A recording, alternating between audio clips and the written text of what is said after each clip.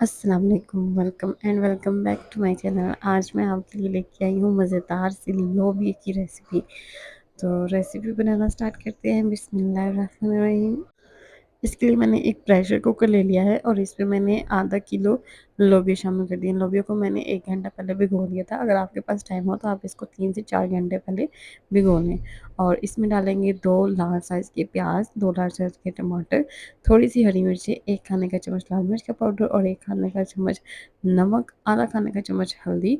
और इसमें इतना आपने पानी डालना है कि पानी मिक्स करने के बाद लोबिया से ऊपर 1 इंच पानी हो, मतलब कि मैंने इसमें 1 लीटर पानी इस्तेमाल किया है। जो भी आप दाल इस्तेमाल करें तो उसमें भी यही हिसाब रखा करें कि पानी लोबिया से ऊपर या दाल से ऊपर 1 इंच तक ऊपर हो। तो पानी डालने के बाद इसको मिक्स करेंगे और इसको हम ढक्कन बंद कर देंगे और फिर हम इसको बंद करके इसके ऊपर वेट लगा देंगे।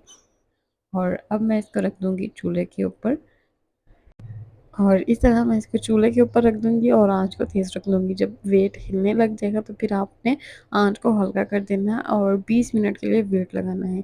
वेट लगाने के बाद 20 मिनट हो चुके थे और इसकी गैस पूरी तरह निकल गई थी, इसलिए मैंने इसको ऐसे ही उतार लिया है ढक्कन को। अगर इससे की गैस ना निकली हो तो आपने इसके पहले वेट उतारने हैं, फिर इसको ढक्कन को खोलना है। और ये देखिए माशाल्लाह से सुभान अल्लाह, सारा पानी खुश्क हो चुका है, सिर्फ़ थोड़ा-सा पानी रह गया है और इतना पानी आपको लोबिया भूनने के लिए चाहिए ही होगा। तो ये देखिए लोबिया बहुत अच्छे से गल गया है, नरम हो गया है। अब मैं इसमें तमाम इंग्रीडिएंट्स शामिल करना शुरू करूँगी। मैंने आँच को जला लिया है नीचे से और इसमें मैं शामिल करूँगी 1 कप घी। और घी डालने के बाद हम इसकी भुनाई करेंगे। तकरीबन 5 से 8 मिनट के लिए आपने इसकी भुनाई करनी है। तब तक भूनना है कि जब तक पानी बिल्कुल खुश्क हो जाए।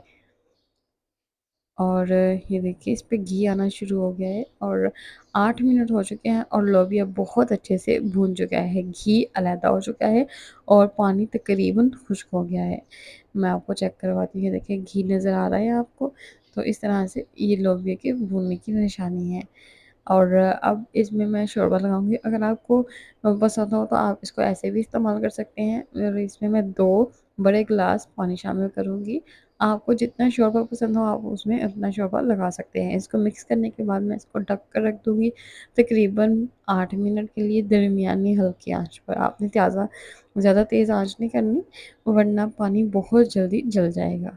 और 8 मिनट हो गए हैं और शोरबा बनकर तैयार हो चुका है। और इस पॉइंट पे अगर आपको मेरी वीडियो पसंद आ रही है तो मेरी वीडियो को लाइक कर दें और चैनल को सब्सक्राइब कर दें।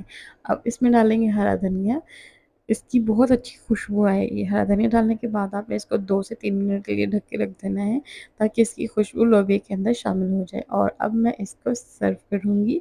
अगर आपकी मर्ज़ी हो तो आप इसको रोटी के साथ भी सर्व कर सकते हैं, तो फिर आपको इसमें पानी डालने की ज़रूरत नहीं है। और मैं इसको चावलों के साथ सर्व करूँगी। चावल बनाने की रेसिपी भी मेरे चैनल पर मौजूद है, आप वो भी देख लेना। तो इस तरह उम्मीद करती हूँ कि आपको मेरी वीडियो पसंद आ रही होगी। और ये लोबिया में जितना भी आप पानी डालेंगे, ये थोड़ी देर बाद गाढ़ा होना शुरू हो जाएगा। तो इसीलिए आप ये टेंशन नहीं लेनी कि इसका शोरबा बहुत पतला है। ये 5 से 10 मिनट के लिए आप रखेंगे तो ये गाढ़ा हो जाएगा। और इस तरह से मैं इसको चावल के साथ सर्व करूँगी। उम्मीद करती हूँ कि आपको मेरी रेसिपी पसंद आई होगी। मिलते हैं नेक्स्ट वीडियो में, तब तक के लिए अल्लाह हाफ़िज़।